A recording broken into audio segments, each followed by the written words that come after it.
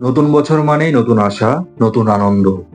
এই আনন্দের আতিশয্যে কি আমরা ভুলে যাচ্ছি আমাদের জীবকুল এবং প্রাণীকুলের কথা?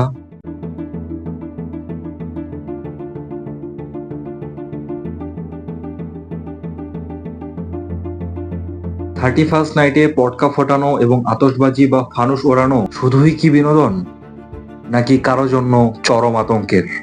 আতশবাজি ফোটানোর সাথে সাথেই বাতাসের মধ্যে ছড়িয়ে পড়ে সালফার ডাইঅক্সাইড, নাইট্রোজেন ডাইঅক্সাইড এবং পার্টিকুলেট ম্যাটারের মতো চরম বিপজ্জনক উপাদান। এক রাতের এই কয়েক ঘন্টার উৎসব শহরের বায়ুমানকে অনেক বিপজ্জনক করে তোলে, যার প্রভাব থাকে পরবর্তী সময়ের বেশ কয়েকদিন।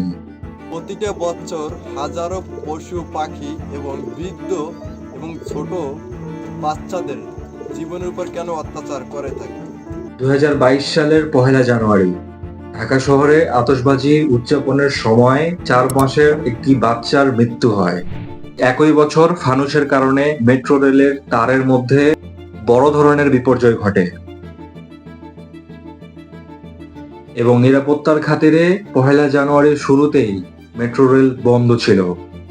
2024 সালে 100টিরও বেশি স্থানে আগুন লাগার ঘটনা ঘটে। ফায়ার সার্ভিসের তথ্য মতে অনেক সমস্যার সম্মুখীন হয় দেশবাসী। এক রাতের এই কয়েক ঘন্টার উৎসব বায়ুমণ্ডলকে করে দূষিত এবং বিষাক্ত, যার প্রভাব থাকে পরবর্তী বেশ কয়েকদিন। বিশেষ করে শ্বাসকষ্ট রোগীদের জন্য হয়ে ওঠে জীবন মরণের লড়াই। তীব্র শব্দের এই আকস্মিক বিস্ফোরণ হার্টের রোগীদের জন্য কতটুকু ভয়াবহ হতে পারে তা আমরা অনেকেই ভাবি না। উচ্চ শব্দে রক্তচাপ বেড়ে গিয়ে হার্টের সমস্যা, স্ট্রোক এবং হার্ট অ্যাটাকের সমস্যা কয়েক গুণ বাড়িয়ে দেয়। শ্রবণ শক্তির স্থায়ী ক্ষতি করতে পারে এই শব্দ দূষণ।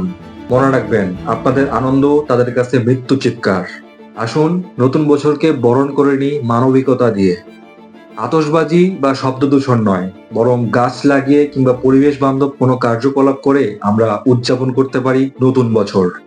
আমাদের নতুন বছরের পথ চলা হোক নিরাপদ এবং আরামদায়ক।